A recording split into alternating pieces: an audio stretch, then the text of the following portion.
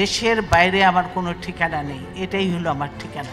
অপেক্ষার প্রহর গুনছে বিএনপি, কখন দেশে ফিরবেন প্রিয় নেত্রী। সুস্থ হয়ে খালেদা জিয়া দেশে ফেরা এবার অনেক বৈশিষ্ট্যমণ্ডিত, কারণ আগামী বছরই নির্বাচন। বাংলাদেশের শাসনভার দলের কাঁধে নেওয়ার আগে বিএনপির জন্য এই সময়টি খুবই গুরুত্বপূর্ণ। একদিন পিছিয়ে 6 মে কাতার এয়ারলাইন্সের একটি ফ্লাইটে করে দেশে ফিরবেন খালেদা জিয়া। তার দেশে ফেরা একদিন পেছানোর পেছনে অবশ্য রয়েছে একটি কারণ।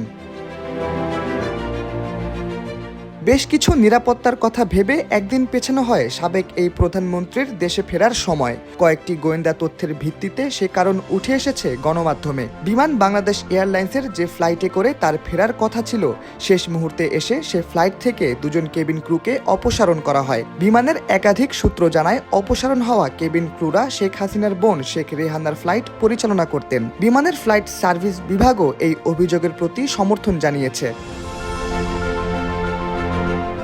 খালেদা জিয়াকে দেশে ফেরাতে আগাম প্রস্তুতির অংশ হিসেবে 4 জন কেবিন ক্রুর নাম চূড়ান্ত করা হয়েছিল ফ্লাইট সার্ভিস বিভাগ থেকে। তবে শুক্রবার গোয়েন্দা তথ্যের ভিত্তিতে 2 জনকে অপসারণ করা হয়। বিমানের মহাব্যবস্থাপক গণমাধ্যমকে জানান, যে কোনো ফ্লাইটে কাউকে ডিউটি না দেওয়া কিংবা রিশিডিউল হওয়া স্বাভাবিক ঘটনা। প্রতিদিনই অনেক সময় এরকম সুপারিশ আসে।